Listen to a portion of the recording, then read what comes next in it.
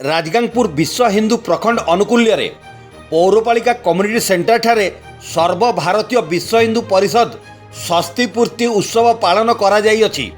हिंदू मानकर विभिन्न समस्या अधिकार तथा विश्व हिंदू परिषद गठन मूलमंत्र संबंध में केंद्रीय कमिटीर सदस्य मुख्य अतिथि भाव में योगदान करी श्री अशोक सिंह निजर मत उपस्थापन करथिले।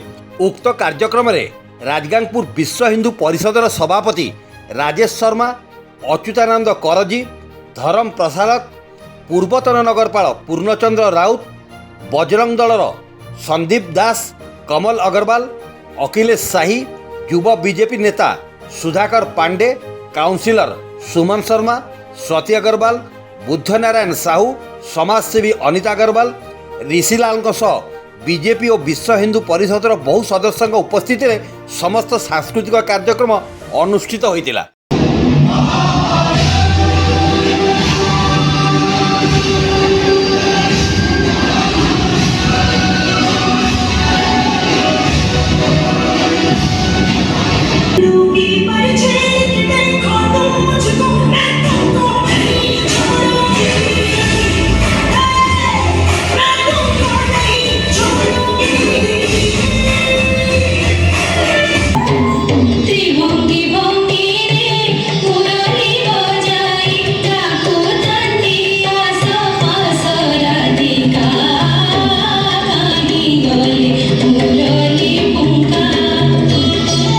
सुंदरगढ़ जिला राजगांगपुर देवव्रत मित्र रिपोर्ट, क्रांति ओडिशा।